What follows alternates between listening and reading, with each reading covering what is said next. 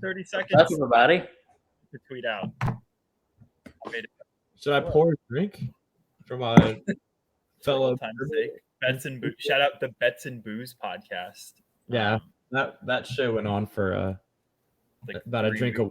About as long as it takes me to finish a glass of bourbon. But yeah, how y'all doing? I wasn't here last week. I had work. Like a working man. I'm good. Just the usual stuff. Trying to find a job in my career field that I graduated with a degree from, which I don't have right now. But, other than that, just living the dream. Yeah. I heard one of y'all did great and one of y'all did awful. I won't say which. No, I'm just kidding. Fair enough. So, you guys want to talk about Alabama basketball? That's what we're here for, right? That's why I'm pouring a drink. The Arby's curly fried flavored vodka. I don't. Wait. Hold up. Arby's joke to me. Clack, are you drinking a Smirnoff? No. It's a Bud Light seltzer hard soda. Oh my gosh, I didn't realize you were a female. Clack, you're hip to all the Alabama memes and stuff. When did the Arby's thing start? I just kind of. The Arby's thing has been going on for 5 years. Really? Yeah. Hey, I don't care how bad this team is. You got to support your team. You can't say anything bad about them. And I don't want to see any memes about Tide poops. Don't even get me started. Don't get me started. Yeah. So, okay. I guess we'll start off by saying you can 100% be a supporter of a team and talk bad about them. Just because you're a supporter doesn't mean you have to worship the ground they walk on and be a supporter of everything. And, take a shot. It's been 2 minutes and I'll mention the Minnesota Vikings. But I saw this a lot last year in that Mike Zimmer, when he was there was calls for getting fired, there's a lot of fans that were saying no, he's our coach. How dare you not support him? Blah, blah, blah. You can be a fan of a team and not be 100% supportive all the time. No, I don't think you should go to Clack or Joe Will standards where it's oh, woe is me anytime the other team gets a yard. But kidding. Obviously, Clack puts that on Twitter. I just put it in the group chat because it's the three of us. No one's really going to see it, hopefully, knock on wood. But I do agree that, I run into the same, take a shot, I'm about to mention the Washington football team. I run into the same issue with talking about them. It's you can't live in this world where it's, sunshines and rainbows and lollipops. You have to be able to realize the issues that your team has, not because you hate your team, because you want to see your team be successful. And, with this basketball team, we all want to see the basketball team succeed. We all know there's a plethora of talent. We have all these 5 stars, and, the last couple of years have been really great under Nate Oates. So it's frustrating to see us struggle in the way that we have. And it just doesn't seem like anything's really been changed or even addressed. I'm assuming they're working on this stuff in practice, but for whatever reason, it's not carrying over to the games. Yeah. No matter how much you practice, you can't, if your team's not a good defensive team, if you don't have any great defenders and stuff, Keon Ellis is good. Other than that, it's whatever.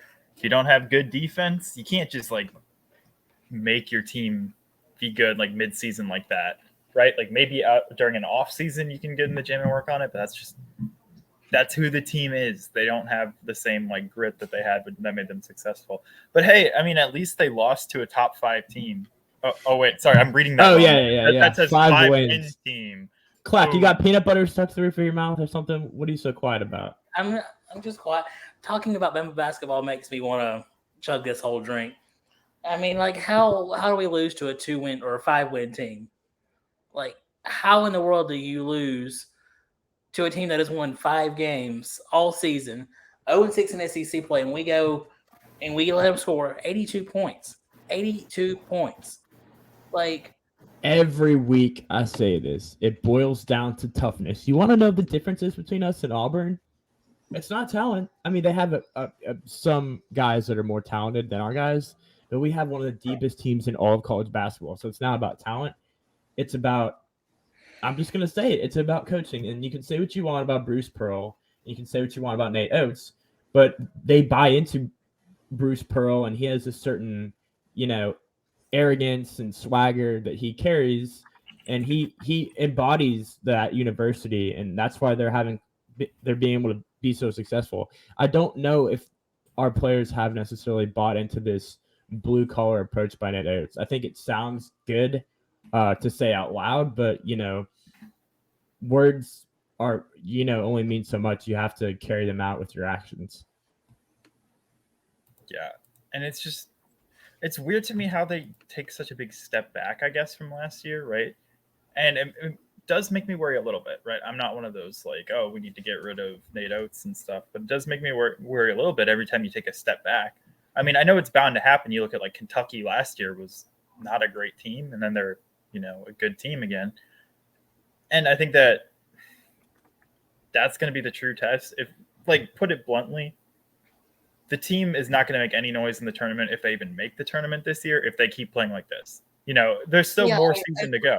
I agree, but what we're not even thinking about is the fact we're 4-1 against top 10 teams. 4-1.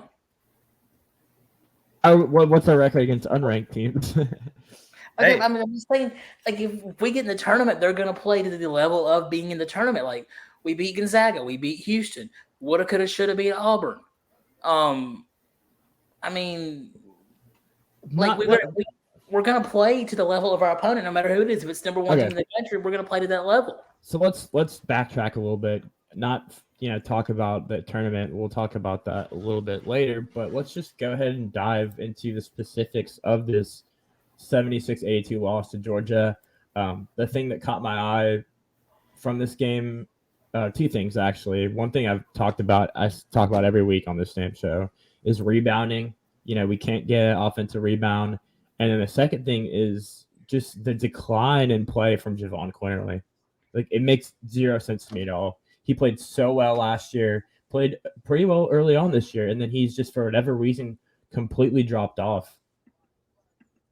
Yeah, it's just like, I thought maybe moving to the bench would be a good thing, and it was a good thing, like, for the first game, but then immediately, like, in the Georgia game, I think they said he was like 4 for 24 in his last 24 attempts for three-pointer. And I think he just has no confidence, and when he does take the shots finally, like, they just aren't going in right now.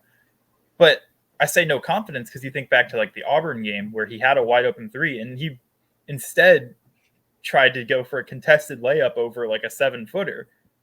And that's not something you can, that's not coaching. That's just his confidence.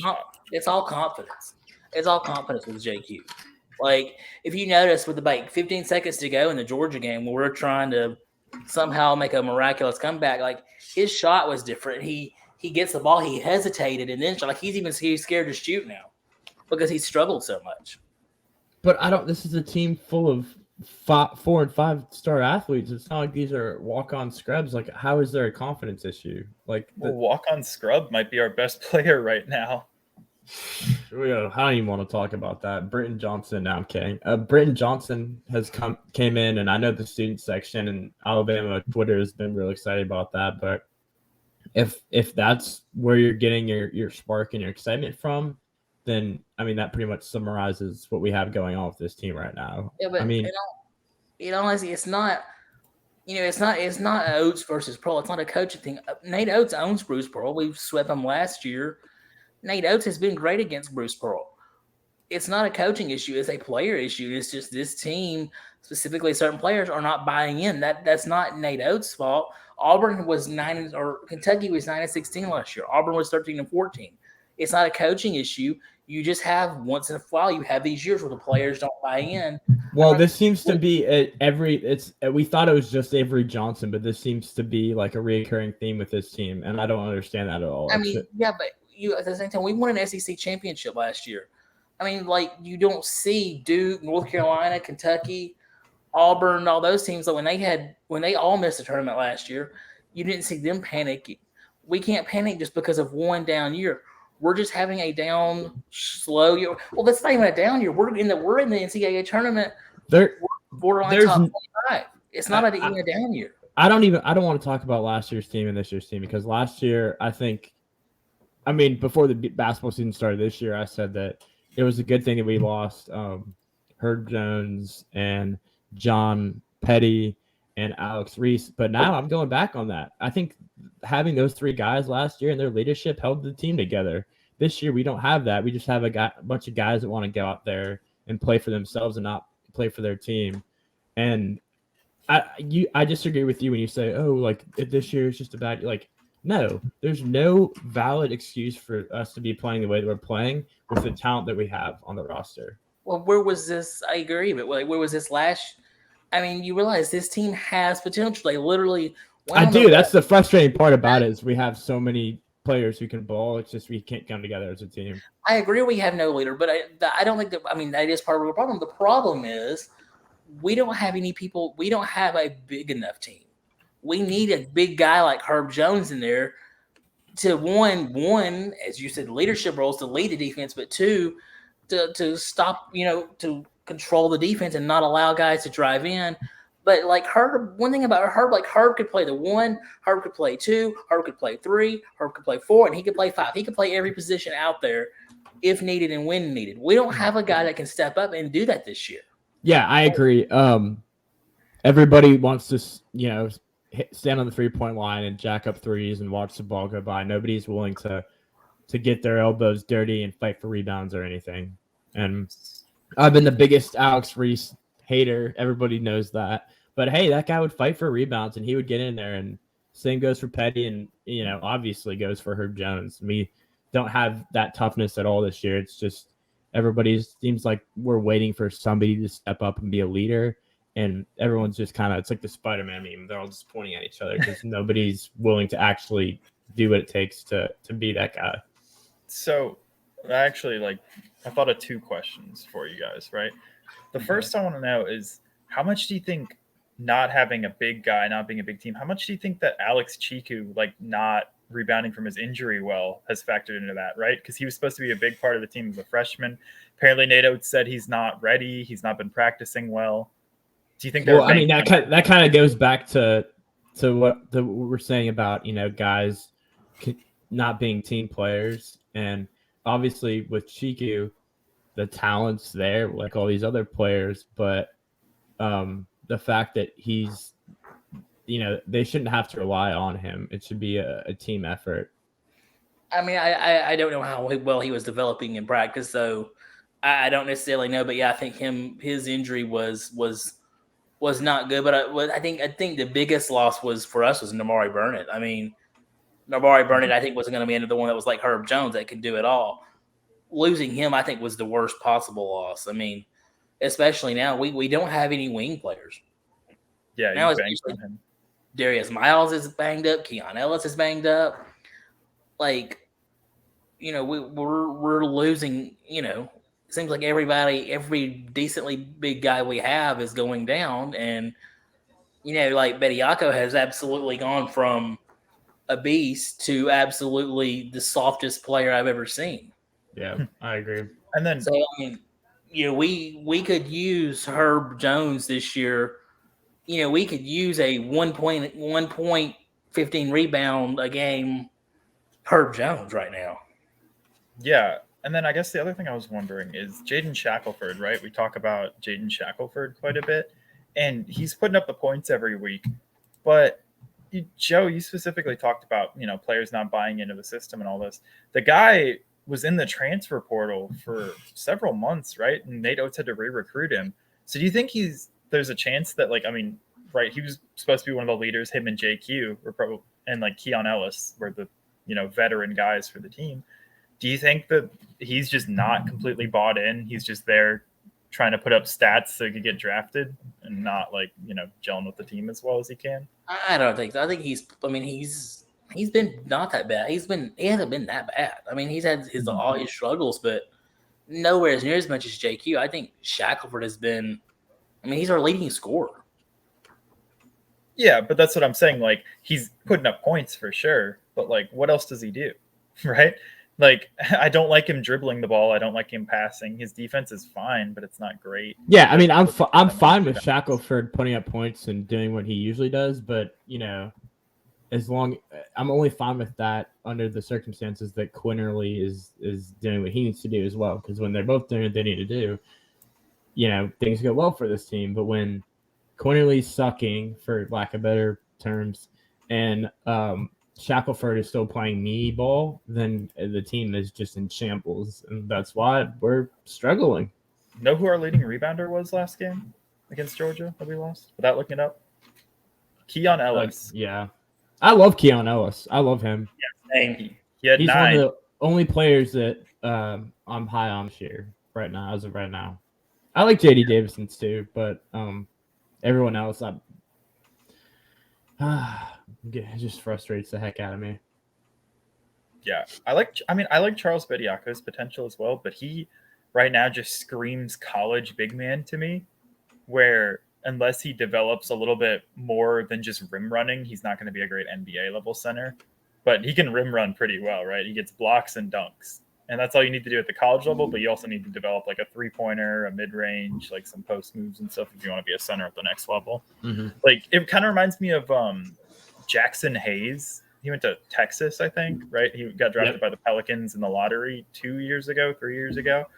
And he was super athletic, and they were like, oh, we can develop him. But, he never really developed anything other than dunking. And he's on the G League team now.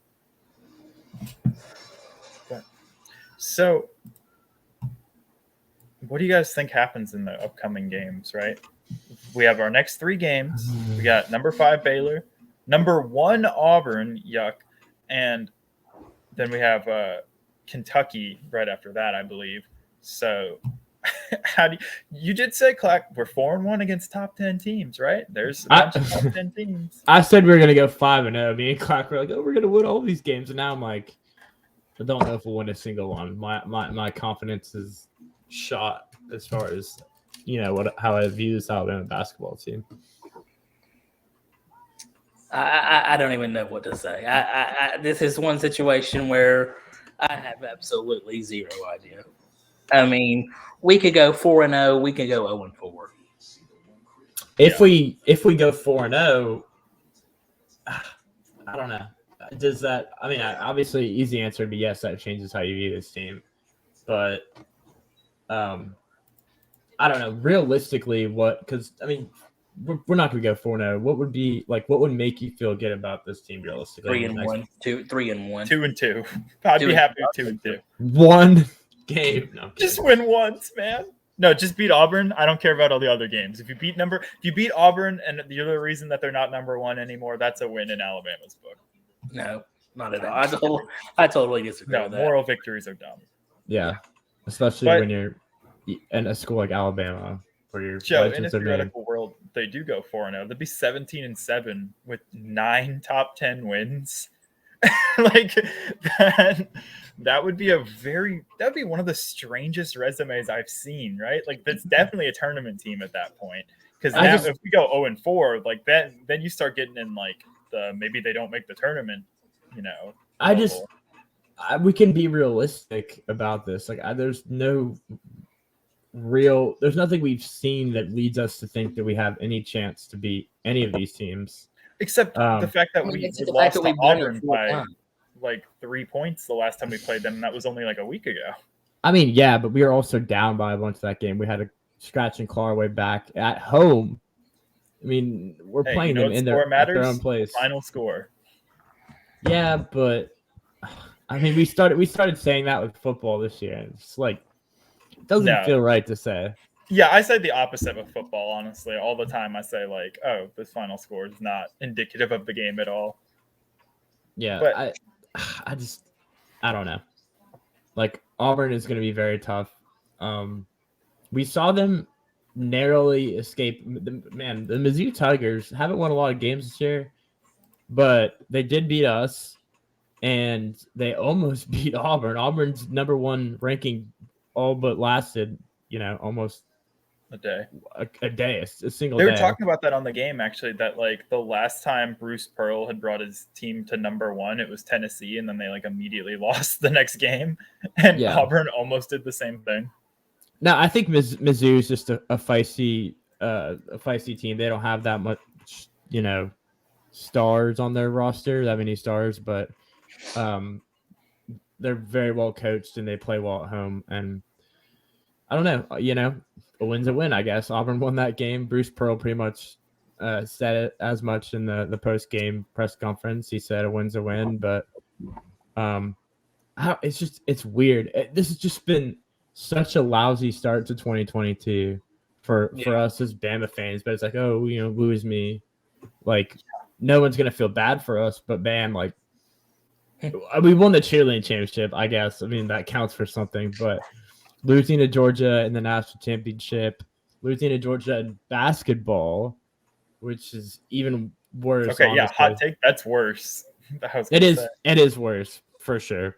Because by far, I mean, they were chanting like just like football. I mean, it's just bad, and I can't even look at the final score like anymore because we just get dragged by the meme gods of Auburn basketball and look, Georgia as well. Not to blame any outside factors, but I did tell you guys the GI robe.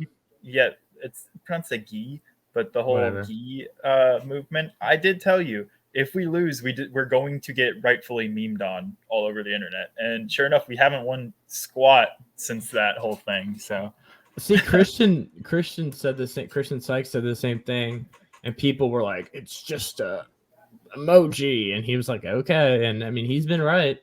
And since then, it seems like a lot of Alabama fans have taken that out.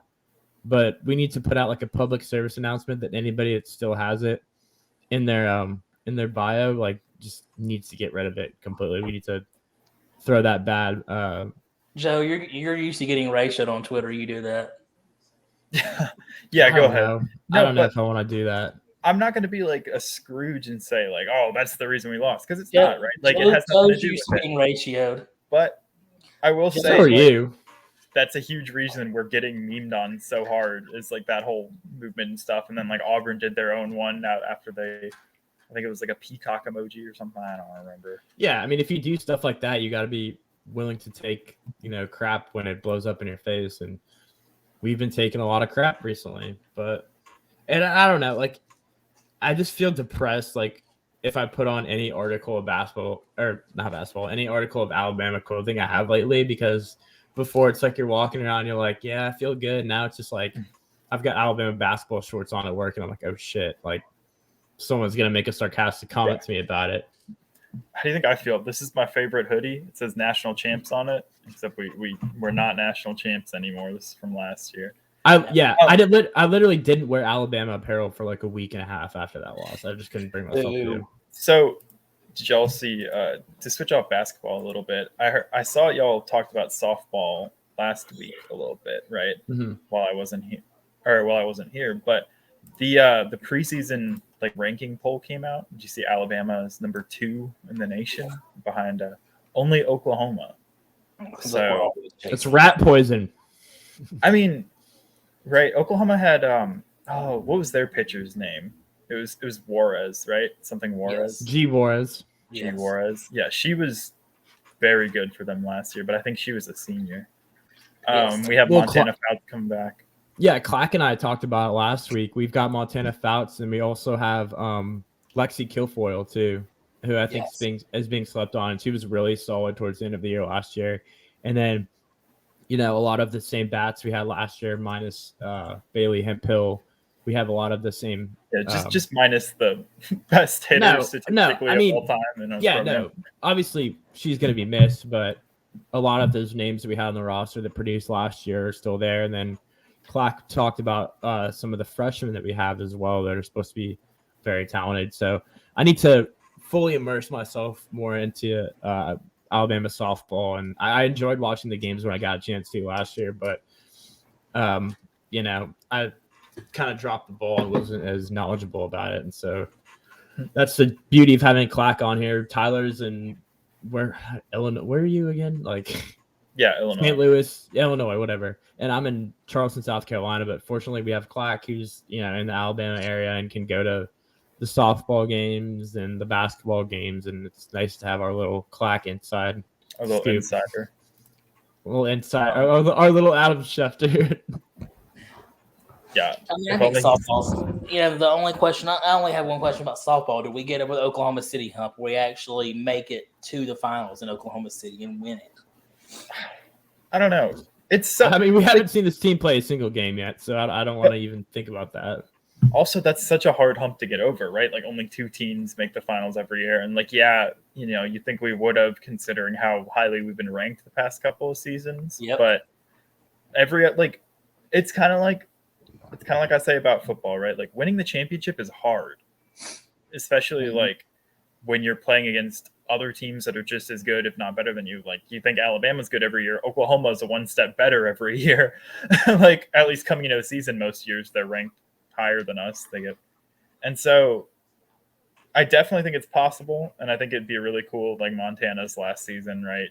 She leads us over the hump, but winning in sports is so hard. Like you told me last year we would have lost to UCLA of all teams in basketball. I would have been like, no way. But that's just, it's all about who's super hot, and like they made the Final Four. So I think that they're a good team too. Yeah, I think there's definitely a world in which they get over the hump, but I think that you have to wait till way later in the season, like Joe said, before you have anything like that. I don't even want to think about Alabama basketball. If they're going to make the NIT tournament or the March Madness tournament. It's too early for that type of stuff. Yeah. I mean, that's another. I think it's too early to also be down on this team. I mean, yeah, we've struggled, but I mean, it's not about how you start. It's not the season isn't defined by what happens now. The season's defined by what happens, February, March. Yeah. I mean, the losses I'd be fine with. It's just the teams we're losing to. We have no business losing to. We don't have any business losing to Georgia or even Missouri for that matter. Like if Alabama, I would rather us win those games that we're supposed to win than beat honestly, like some of the better teams we've beaten. Yeah, but I mean at the same time, you go back and look at it like, football almost lost to an absolutely awful LSU team, almost lost to an absolutely awful Auburn. Yeah, it seems to be a common theme with our sports teams. It seems to be. Yeah, that's what I'm saying. It's not like it's a basketball exclusive thing that we're playing down to our competition. But my question is, why are we only overreacting to basketball? When football does it, we're like, oh, we're fine. I'm not saying y'all per se. I'm saying in general, the general fan base consensus was, oh, we're fine. We're just injured, yada, yada, yada. But basketball does it, and they've actually proven they can win it games. And it's like the wheels are falling off the bus. I think it's because we know for football that pretty much what we have. Nick Saban, we're always going to be a competitive team and a team that's going to, be in the conversation. But for basketball, all the early success that we've had with Nate Oates is kind of the way we view Alabama basketball. We're like, oh, we're really good. But we're still forgetting that he's only been the coach for 3 years. Yeah, or 4 years or something like that. So, I mean, there's still some growing pains. We can't just expect because the football team is this dominant force that the basketball team is going to be one overnight. Yeah, and to kind of expand on that, like, why do we not overreact when the football team struggles and we overreact when the basketball team struggles? Joe, you said, they've shown sometimes that they can win some of those big games, but I think that they haven't shown that, right? And that's why we overreact. Alabama football, you've got 7 national championships in the last 15 years.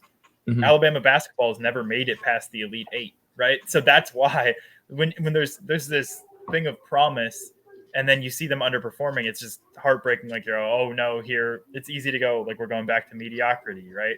Versus Alabama football, the standard is competing for national championships. You're going to be there pretty much every year, every other year. I think Nick Saban's won every other year the last 6 years. So, once it's expectations. It's about expectations. Our expectations for basketball through the roof, and we, kind of blew them out proportionally a little bit. Shoot, once they win a national championship, I think they can get afforded the benefit of the doubt, being like, "Oh, we're fine," but or at least make a Final Four. Yeah.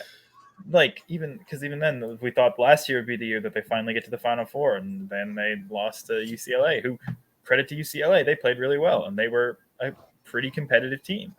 Even against, I think they almost beat Gonzaga, right? Well, yeah, and that same group of guys that balled out when we played UCLA is the reason why they're ranked so high this year. They have all those guys back, and so that loss kind of makes a little bit more sense now. Yeah. So I know we we're supposed to leave football to Rolling with the Tide, but do you guys want to talk about some of the little football things that happened this week? Yes. We're in Yeah, everything. of course. We're in everything. We don't show. just cover football on this show. We cover everything.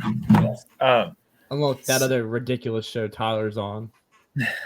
So Jermaine Burton is coming to Alabama. That's pretty exciting. You guys want to hear some quick maths I did actually real quick if I can find my document. I did this. Here we go. Yeah, you guys are probably going to be bored. You can imagine how bored Joey was when I was reading this. But Jermaine Burton last year had 490. Joey probably doesn't even know who Jermaine Burton is. He's probably like, who's really going to throw him the ball? Paul Tyson. Joey, if you don't know math, if you didn't complete 4th grade, you don't even know math. So yeah, that's true. So he had 497 touchdowns and 497 yards. The 497 touchdowns would be a lot. 5 touchdowns in 2021. So Stetson Bennett had 2,862 yards and 29 touchdowns. So if you do that, that's about 18% of their production. Bryce Young had about 4,900 yards and 47 touchdowns. So if you give those same numbers to Jermaine Burton, but based on Bryce Young, he would have 900 yards and 8 touchdowns this year, which is a very solid contributor. That's about John Mechie. John Mechie had about a little under 1,200 and like 10 or 11 touchdowns. But also, if you factor in that almost a third of Stetson Bennett's yards were to Brock Bowers, basically I'm saying in an offense that actually features him and like spreads the ball around more, Jermaine Burton's going to be a monster at Alabama. And I completely understand why you would want to go. Like people go, oh, they won the national championship. Why would you want to leave? It's all about getting drafted for these kids. And you're going to get a lot better chance of getting drafted when you go to a guy who throws for almost 5,000 yards versus a guy who threw for just under 3,000 and 1,000 of those going to his tight end, you know? Yeah, and at first when I saw the Jermaine Burton signing, I looked at the stats and I was kind of like, whatever. But then it made me think Jameson Williams didn't even sniff the field last year at LSU. Part of that was because of talent and then, maybe some other reasons. But he dominated for this year for us. And, who knows what would have happened if we had him for the whole championship game. But he's going to be a first-round pick this year. And that's, the immediate impact we see as a transfer. Playing at the University of Alabama, we have a reputation with Jerry Jeudy, Calvin Ridley, all these guys in recent years. We've really become wide receiver U. And so I think Burton made the right move here. I know a lot of fans were dogging him, but if you have an opportunity to play for the Heisman winner and Nick Saban, the greatest college football coach of all time, you're going to take that opportunity. I mean, you'd be stupid to pass that up. And I wouldn't be surprised if, we revisit this time next year and we're like, wow, I mean, Jermaine Burton was a big difference maker for Alabama, who has not a lot of experience at the wide receiver position and could use a guy like Jermaine Burton that, had got a lot of snaps at Georgia over these last couple of years. Yeah, I mean, I know you guys were both telling me you guys were worried about like the depth at the wide receiver position because there was no older guy, and like he's the older guy, right? He's gonna come in and immediately be the starting. Like he'll probably be top of the depth chart. He has experience. He has experience in big games. He caught a touchdown against Alabama in the national championship, so he has that leadership. And then you can let guys like Ajay Hall or Trayshawn Holden or Ja'Cory Brooks, right? Those are probably the 3 most likely to see the field with him next year.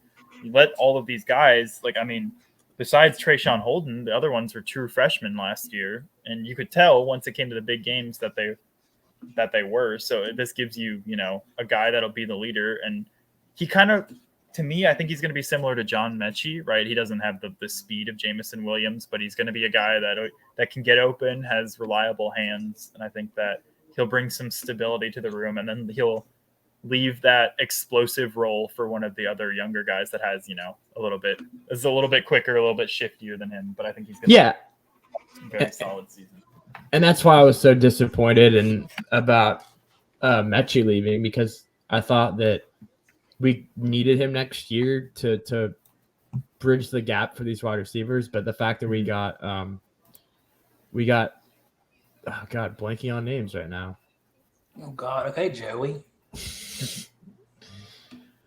The fact that we got Jermaine Burton from Georgia with all that experience makes me feel a lot better about our wide receiver roster and depth going into next year.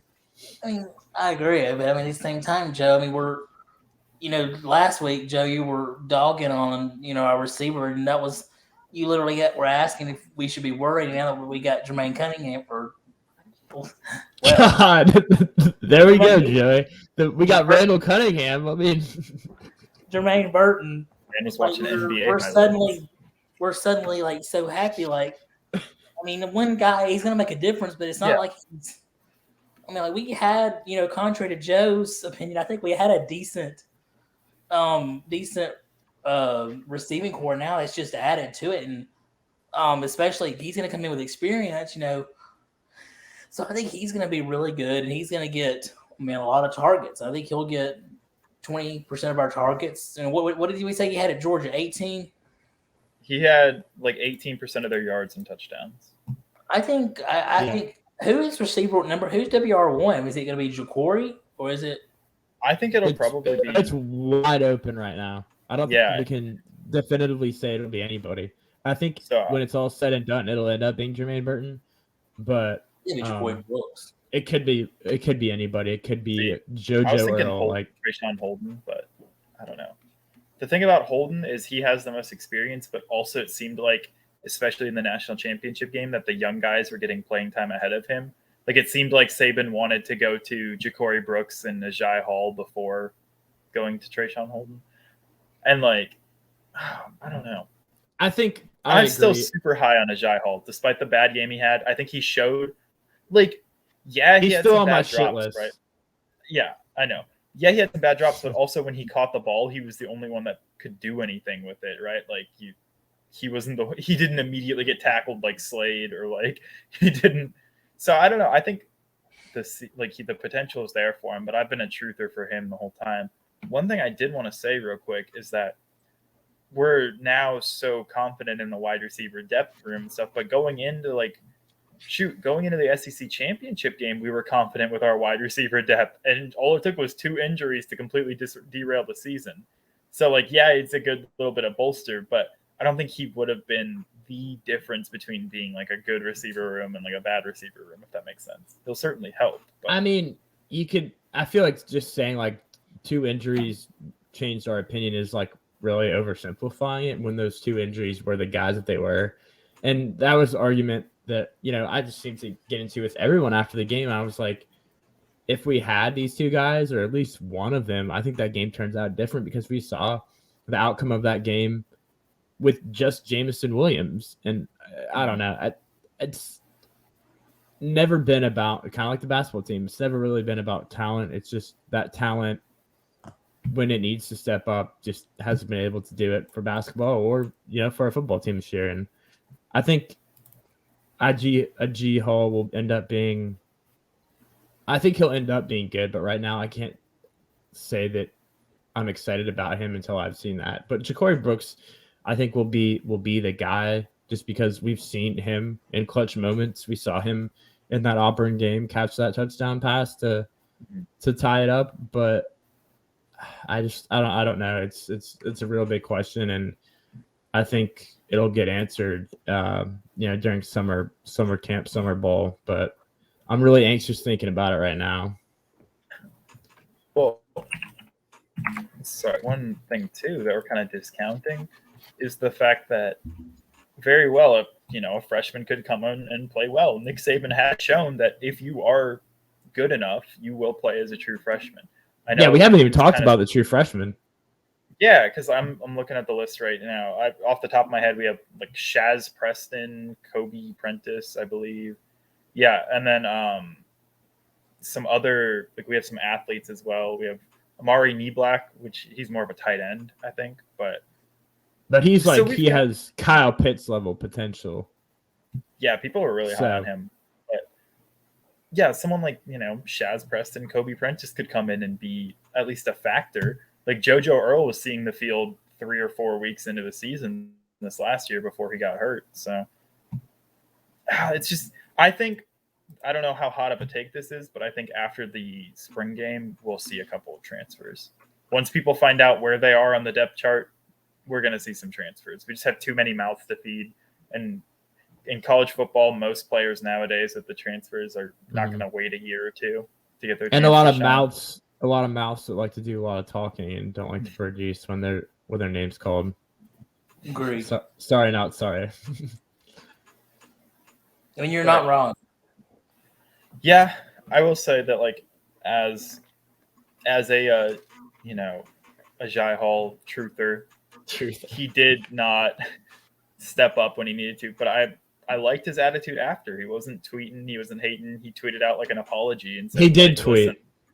He did tweet, but he doesn't need to tweet. Like he didn't even need to apologize. The fact that he tweeted is kind of ridiculous. Like no, I think it's a good gesture though. Like he's getting clowned because he tweets too much, so then he comes out and says, then like, he Listen, tweets again. I messed up. Yeah, but his tweet was like, "I'm sorry for running my mouth. I messed up. I'm clearly not as good as I thought I was. I'll be back better next year." Guys like that don't stop running their mouths. They can. That's what they do. I don't know. I think it's kind of a humbling experience realizing like you had your shot and then messing it up. So I mean, I will say if that doesn't humble him and he continues to run his mouth, then okay, I agree with that. He deserves what he gets. Like that was a humbling experience, you're right, and hopefully he can bounce back from that because we all want to see him succeed. It's just I don't know. The way that went last year, and then the way that the Julio Billingsley situation went, just really rubbed me the wrong way and irritated me. Yeah, Billingsley deal was that whole deal was just There were, I mean, once again, bringing it back to basketball, there were a lot of guys on our team this year that were me guys. And I don't think we've seen that much under Nick Saban. And so the NIL has made everything a whole lot more about me. Mm-hmm. Yeah. But, I mean, the NIL is what it is. It's not going to get any better. In fact, it might get worse. But you still need to find a way to bring in guys that are high character guys that are team guys that care about the team. And this year we did struggle with that a little bit. And ultimately, I think it kind of came back and bit us in the ass, aside from injuries. I think basketball, though, it's harder, right? You're gonna be like, oh, this is dumb. But simply because the roster size is so much smaller than football. In football, you get a me guy. You can bench him. There's like 3 or 4 guys right there that are just as good, especially if you're Nick Saban. NATO's can't exactly like take, they can't exactly stop playing Jayden Shackleford if he doesn't agree with them 100%, just because we don't have someone that could replace that level of production.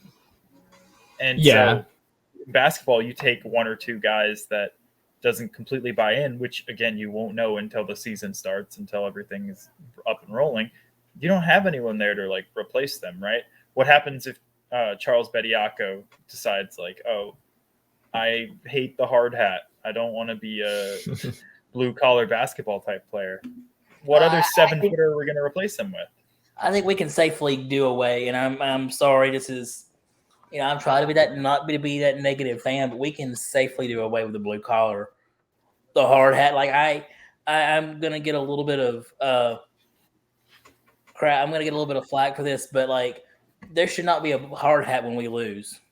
There should not be anything when we lose. Tyler's got his hard hat on.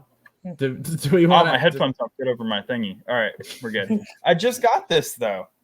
Like, can't do away with the hard you're telling Tyler he's gonna have to get rid of that. Look how happy he is with that thing. Yeah, I got stickers for it. Tyler deserves it for staying through with this team. Yeah, that's true. But no, it's I don't really think that's that much of a hot take. This team, not a hard hat team, not blue collar at all. They need to. I think it would be wise for them to just put that away and see how the guys react and see if they can get back to that brand that they're calling themselves, because it's not showing right now. And I think it's absurd to just pretend like they're this tough team when they've looked soft as Charmin toilet paper out there. But also, are you as a head coach going to be like, okay, you guys are weak, no more like trying to be tough, right? You're never going to stop preaching toughness. No, but like, I don't know. It kind of like the football like crane thing. Like if you put something out there that's just not necessarily true, that you're going to get crap for it. And I don't, obviously Nate Yates isn't going to be like, oh, you guys suck, we're taking this away. But if I were him, I would consider being like, hey, this is our so-called identity, but we just haven't been able to play that brand of basketball lately. We're gonna put this at rest, and like I said, see how we play, and if it's something we can bring back, we can bring back. But it's ridiculous to keep going with it and put on this fake mantra that you're this hard-ass team that, scrappy and fights for rebounds. Well, I did see the other day, and I was reading the tweets from our beat writers, and first of all, I have to say, how much do we miss Cecil Hurt and his columns? Like, his columns were, especially for something like this, his columns were so good. And so, like, he was always the voice of reason. But anyway, so, going to what I was saying, like, Nate Oates was like, they have press conferences 20, 25 minutes after the games.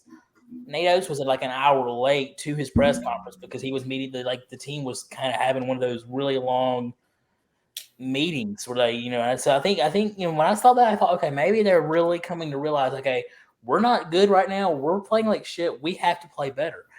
And I think maybe, but they've been playing like shit for a while now. Yeah, so how many of these conversations can they have before they actually do something? Sometimes it just takes hitting rock bottom to go back to the top. I mean, yeah. If losing to Georgia is what it takes to put it together, then I'm okay with it. If it took this loss of Georgia to wake us up and we come out and win 3 of the next 4, 4 of the next 4, whatever, then I'll damn sure take that loss. Yeah. The only problem is that then if you go out and keep losing to these nobody teams and stuff, and the teams that you should be blowing out, then that's when you kind of go, okay, like, what have they been talking about? It's clearly not working. And so, I'm not giving up on this team, but I just really have nothing for them right now until they, like I said, until they show me something. They show me that they have fight and that they can. But I mean, they have showed us something. Not recently, but they have showed us this year they can do it. They've been on just a skid, and even the games that they've won recently have been barely them winning. So it's okay. I don't care about what happened at the beginning of the season, and I guess I shouldn't care really about what's happening now. It's about what happens at the end of the year. We've also got the football mindset. Mindset. Yeah, but it's hard. It's hard to sit here and be like, this team will be okay when there's no. For me, the football team has toughness, right? And we want to see toughness, and I want to see that for all my teams. And so when I'm not seeing that from the basketball team, it really irritates me. I mean, I want to see better. And the university, we as the fans deserve better. That's it. Yeah, where legends are made. The basketball team is not playing legends. They're playing they're not. I agree. Not even. But I still think there's the potential is there, and I think that we're going to see it. And if we don't see it this year, I think we're going to see it next year. And you always have that sign upside down every single time. And Joe, how many? I gotta ask, as an Alabama fan, how many basketball legends were made at the University of Alabama? You got Big Shot Bob, right? And then who else? Well, but it's the standard that we have. Rubber Williams, yeah, Colin Big Sexton. Shot Bob, right there. Colin Sexton he might be an Alabama legend, but I don't think he's a basketball legend. I just mean we're a university that prides ourselves on that, and we're not showing that for basketball. It's not just for football and football alone. It should be for everything. I think the softball team's got it. How do you think that? Yeah, I just don't think our basketball team has it. We'll see. We got baseball coming up too, which I know. And gymnastics has it too. I mean, I will say, speaking of baseball, we may have us a nice college baseball guest lined up. I'm trying to line that up for within the next 2 weeks. So, man, I just think about if we were all in Tuscaloosa, the stuff that we could do. But like I said, thankfully we have Clack, who's not too far away. But yeah, I mean, I try to go to as many as I can. I mean, you have a job too. It's not like for those of you who don't for those of you who don't know, I'm studying to go into real estate, so I will be a little busier here lately, but anyway. It's not like we're all working for the Tuscaloosa News as sports columnists, unfortunately. We're all just kind of trying to, make it where we can. Work at Home Depot. Yeah, I work at a nonprofit, so we're all just trying to figure it out. It's not like we have the luxury of being together. Are you getting paid? I'm getting paid. They're not making profits though. Well, never mind. I I'm won't get just it. It's not man. So one thing too, I just want to kind of bring up about football. I just thought it was interesting. I've been looking at a lot of mock drafts recently because it's mock believe draft me, season pal. for Me my too. Minnesota Vikings, and I just saw the one I looked at today. They had John Mechie going to the Falcons, and because we were talking about John Mechie earlier, and I just think that was really funny to me because I feel like they just didn't have a place to put him, and they're like, oh, the Falcons like to draft Bama wide receivers, let him go there. I don't know. Well, I mean, I think I would love. I'm interested to see where like Evan Neal goes, how high he goes. I'm interested to see where all of our guys go, especially like Evan Neal, Mechie, J-Mo. Who do we think is our first guy to go? Other than Evan that's Neal, not even a think. It's Evan Neal. There's Other than- zero chance it's anyone but him. Other than Evan Neal, who's our next guy to go? Next guy to go other than Evan Neal, probably J-Mo. There's not a lot of like high end, I think, draft picks this year. I mean, there's a couple, but Which this is year's weird, kind of a though. down year when it comes to like next year they're gonna have the number 1 and number 2 picks maybe. So, but this year sure. it's like Evan Neal and then J-Mo. I think people are kind of sleeping on Christopher Allen and or Christian Harris is probably next. Well, sorry, John Mechie is after J-Mo. And then one of Allen or Harris, and then Brian Robinson is probably the last one taken of like those guys.